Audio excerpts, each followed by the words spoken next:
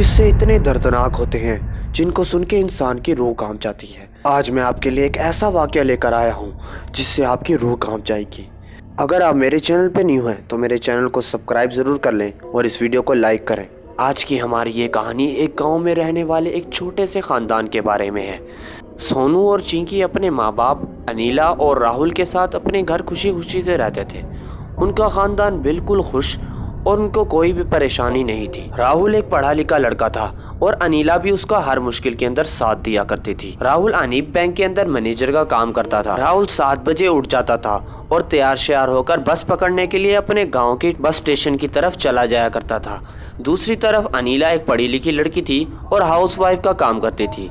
वो दिन भर अपने बच्चों के लिए खाना पकाती और उनकी देखभाल किया करती थी। लेकिन इस फैमिली का एक काला राज भी था। चिंकी उनकी असली बेटी नहीं थी, वो उसके चाचा की बेटी थी। इसकी वजह से सोनू उससे बहुत ही ज़्यादा नफरत करने लगा था और उसको बार बार मारता और पीटता था। जब चिंकी खाना खाने लगती थी सोनू वहाँ पर आ जाता था और उसका खाना उठाकर फेंक देता था। सोनू खुद भी खाना नहीं खाता था क्योंकि सोनू का दिमागी तवाज़ुन थोड़ा ख़राब था, इसलिए वो अपना खाना छोड़कर गांव के जंगलों की तरफ निकल पड़ता था। सोनू की एक और बुरी आदत थी, वो गांव वालों के कुछ जानवर छुड़ा लेता था और उन्हें जंगल के अंदर ले जाता और बड़े भयानक तरीके से उनके जंगली जानवरों को मार देता था। सोनू हालांकि उनको मारता और उसके बाद सोनू उनका दिल निकाल के या उनकी हड्डियां निकालने लगता था। सोनू बहुत ही ज़्यादा बेरहम होता जा रहा था, लेकिन इसके बारे में राहुल और उसकी बीवी को कुछ नहीं पता था। सोनू की खून पीने की और जंगली जानवर खाने की आदत बढ़ती ही जा रही थी। वो अपने घर के अंदर कुछ कुत्तों के सर और उनकी हड्डियां लेकर आ जाता था और उनको मज़े मज़े लेकर खाता था।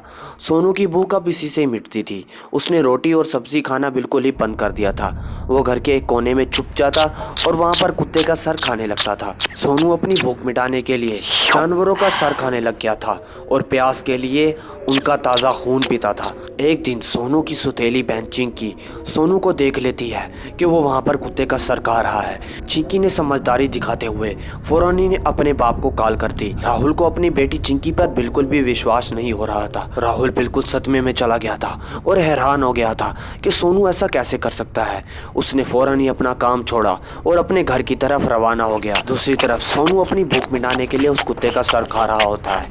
इतनी देर में राहुल वहां पहुंच जाता है। राहुल उसे देखकर बहुत ही ज़्यादा परेशान और उसकी आंखें गुस्से से लाल हो जाती हैं। राहुल अपना खानदानी डंडा बाहर निकाल लेता है। राहुल बाप होने के नाते ऐसा करना तो नहीं चाहता था, लेकिन वह मजबूर था। उसने सोनू की खूब पिटाई लगाई और डंडों से उसको बहुत ज़्यादा मार दी। एक डंडा सोनू के सर पे लग गया, जिसकी वजह से सोनू वहाँ पर बेहोश हो गया। सोनू की आंख के पास एक डंडा लग गया था, जिसकी वजह से सोनू की आंख पे एक काला सा निशान बन गया। अब ये निशान कभी जिंदगी भर नहीं जाने वाला था। अब आधी रात होने को आ चुकी थी। सोनू अभी भी बेहोश था, लेकिन 2 बजे के बाद सोनू की जब आंख खुलती है, सोनू गुस्से से आंख बबूला हुआ होता है। उसका दिमाग बिल्कुल चकरा रहा था। उसके दिमाग में बस यही चल रहा था कि वो अब चिंकी से कैसा बदला ले। एक ही दम सोनू को वहाँ पर बहुत तेज भूख लग जाती है। अब सोनू को खून पीने और गोश्त खाने की तलब हो रही थी। सोनू ने अपना चाकू बाहर निकाल लिया और अब चिंकी के रूम की तरफ जाने लगा। सोनू ने अपनी सुतेली बहन चिंकी को मारने का पूरा ही प्लान बना चुका था। सोनू अपने गुस्से को कंट्रोल नहीं कर पा रहा था। दूसरी तरफ उसके खून पीने की तलब बढ़ती ही जा रही थी। सोनू अपने माँ बाप से बचते हुए चिंकी के रूम के अंदर पहुंच गया। सोनू ने वहां पर अपना 10 इंच लंबा चाकू निकाल लिया और चिंकी का दिल खाने का बातें करने लगा। वो मुकम्मल तौर पर पागल हो गया था। उसने फौरन ही अपनी चिंकी के पेट के अंदर चाकू मार दिया और उसका पेट को काटने लगा। उसने उसके मुंह पर भी कई जख्म दिए। उसने उसका पेट काट दिया और उसके अंदर से उसका दिल निकालने लगा। सोनू बहुत ही ज़्यादा बेरहम हो गया था। उसने अपनी बहन का दिल बहुत ज़्यादा खींच के निकाला, जिससे खून की पिचकारियाँ बाहर आने लगी। सोनू ने अपनी बहन का दिल बाहर निकाल लिया और उसे खा लिया। लेकिन सोनू के बाप राहुल ने एक और गलती की। उसने चुपके से चिंकी की लाश जला दी और अपने बेटे के जुर्म पर पर्दा डाल दिया। अब ये जुर्म बढ़ते ही जा रहे थे। सोनू की तलब और बढ़ती जा रही थी।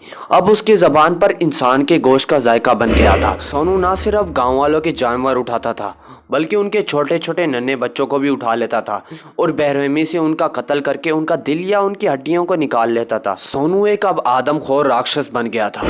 वो इंसानों के साथ साथ जानवरों का भी दुश्मन होता जा रहा था। एक दिन वो पागलों की तरह गांव के अंदर भाग पड़ा और वहां से उनके बच्चे या उनके जानवरों की तलाश में निकल पड़ा। सोनू ने वहां से एक नन्हे मुन्ने 8 माह के बच्चे को उठा लिया और उसको मार के उसका सर और उसका भेजा खाने लग गया। सोनू के लिए इंसानों का गोश्त खाना और उनका खून पीना एक मामूली सी बात होती जा रही थी। वो रोज़ किसी न किसी गाँव वाले का बच्चा या उसकी बकरी को ले आता था और उसका दिल, फेफड़ा, गुर्दा निकाल कर वहाँ पर खाने लगता था। एक दिन सोनू मामूल के मुताबिक गाँव के अंदर गया और लेकिन गाँव वालों ने उसे रंगे हाथों पकड़ लिया। गाँव वाले सोनू जैसे आदमखोर दरिंदे को मारने के लिए उसके पीछे भाग पड़े, लेकिन सोनू जंगलों के अंदर चला गया। सोनू को जंगलों का बहुत ही ज़्यादा पता था, इसलिए वो जंगलों के अंदर कहीं गायब भी हो गया। इस बात को अब काफ़ी साल गुजर चुके हैं। सोनू अब यहाँ से गायब हो चुका था। अब सोनू आदमखोर दरिंदा हमारे दरमियान किसी और नाम के साथ रह रहा है और हमें इसका बिल्कुल भी नहीं पता। इंसानी मांस और खून की आदत इतनी आसानी से नहीं जाती। वो अभी भी हमारे दरमियान इस तरह के क्राइम कर रहा है। कमेंट करके ज़रूर बताएं। अगर कोई दोस्त आपका सोनू की तरह है या उसकी हरकतें या उसका स्कार सोनू की तरह है तो कमेंट में ज़रूर बताएं और वीडियो को लाइक